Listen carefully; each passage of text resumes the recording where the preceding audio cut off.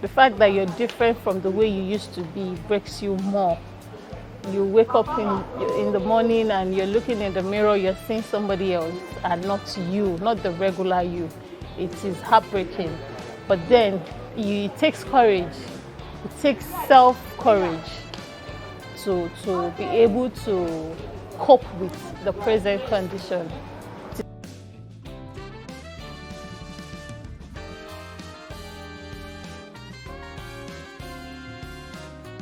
My name is Titilayo Aderinsola.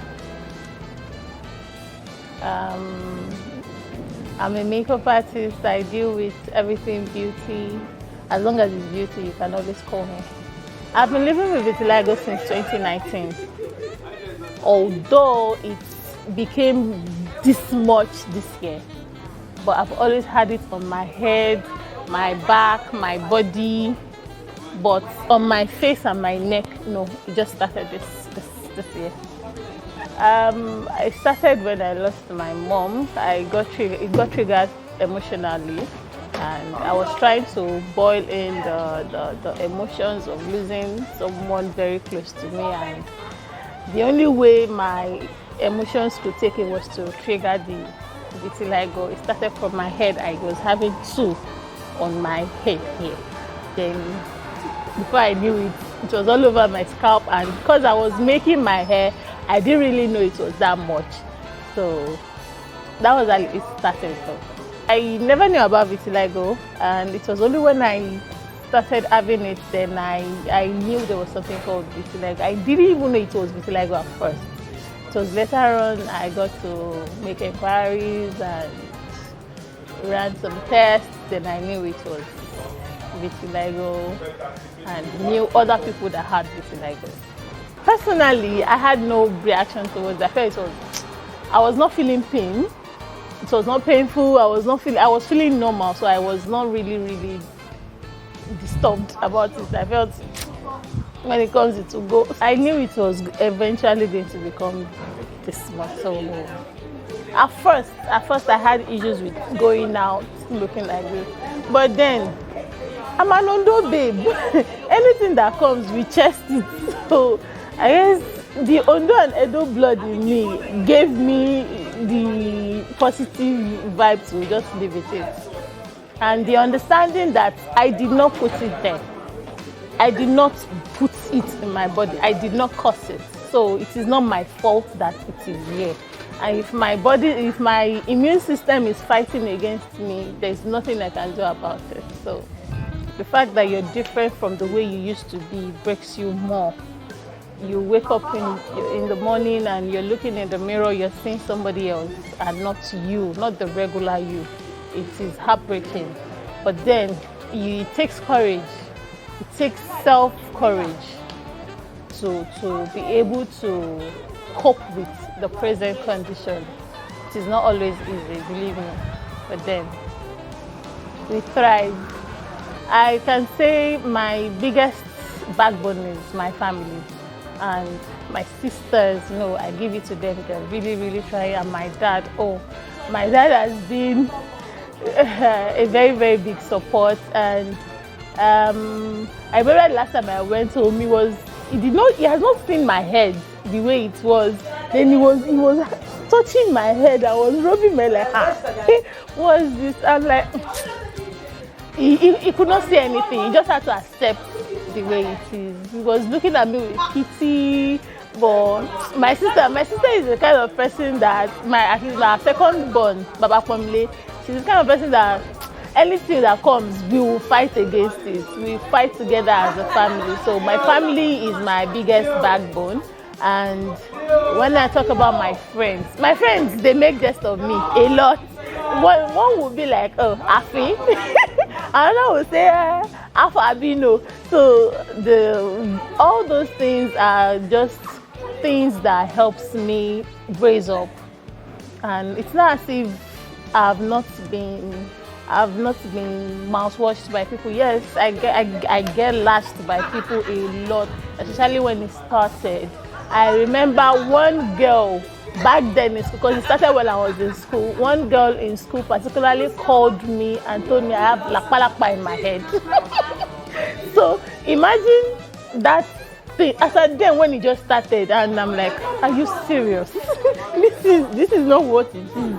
But who do I explain to? So my friends and family has been my backbone so far. No lies about that. How my page got viral and everything has always been my family, my sisters especially, and my immediate friends, the likes of Rose, Lolu, and like there are plenty like that. I stream online and people's comments get to me at times. I won't lie to you. At times I am alone in the house and I think of it is expected. Once in a while you think about it, because at times I forget I have it on my body, and at the time I walk through past a mirror and I see that, oh, this is my face now, not what I used to know. Then moving around and people staring at me I'll be like, hello, relax now. It's embarrassing when people just keep looking at you and you already know what these people are looking at, but then come off it. People tongue lash me, people talk bad. I have someone that called me Kampala Skin. I've had someone that called me a cow because of the skin tag. I have someone that called me, I can't remember, drastic names, ridiculous things that they've called me just because of I had someone that said I was bleaching. I'd be like, if I was bleaching, come on, look at my skin. Even my vitiligo skin itself is fresh than my regular skin. So are you saying that is bleaching? Actually, I have started something with the vitiligo community. It is not now up to me, it is up to them to understand that it is vitiligo and nothing else. They should not just sit at home. I met a lady from TikTok that has vitiligo. I have a video with her on my account. She also has vitiligo. Hers is even more than mine, like a whole lot. All her body is filled with vitiligo. Mine is just a little bit. So I understand that we coming together is just like giving ourselves strength.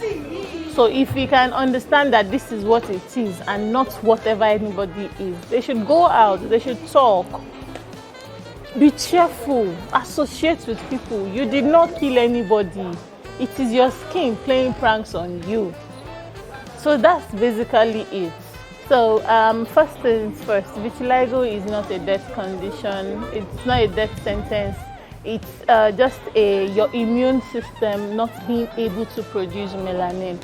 The moment your immune system is not able to produce melanin, the pigments, the area at which you cannot produce melanin turns white. The color fades away. I have gray hair in my front part of my head and other parts of my head. So it is due to the fact that my pigments are not dark color. I become white. Okay, so then another thing about vitiligo is it is hereditary. It is in the gene. You could have a bloodline that has vitiligo. That is why I saw a picture of a woman that has white patches on her hair, and our child has that same patch on the same location on her head. So it is. I'm not saying it is vitiligo, but I'm saying that is an example of what you can get when you have vitiligo.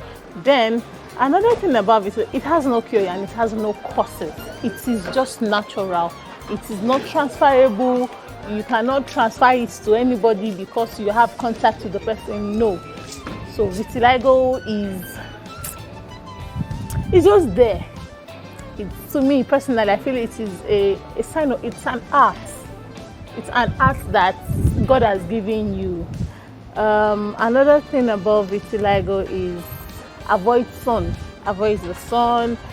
Make use of your sunscreen as much as possible. Go out with face cap, your sunshade. Always cover yourself away from the sun, because the sun at times kills your melanin in the skin. So try as much as possible to go out with your sunscreen. Go out with, avoid the sun. Vitiligo can start at any age before 30. And it is understanding that by the time you're 30, you might escape vitiligo. So as long as you're not up to 30 yet, and anybody can have it, then it is not life-threatening. it is not life-threatening, it has no cause, and it has no cure. But one thing about vitiligo is from time to time it fades away on its own. Then there are necessary foods it is understanding that one can eat that prevents it. I think we have the almonds, flax seed, we have chia seeds or chai seeds. I don't know the correct pronunciation, don't mind me though. But we have almonds, flax seeds, and it is said that vitamin C also helps with repigmentation of your melanin. So let's just try as much as possible to understand that it is not a disease. It is your skin, because it does not itch, it is not painful, it has no effect. It is just like a regular skin. So that's basically it.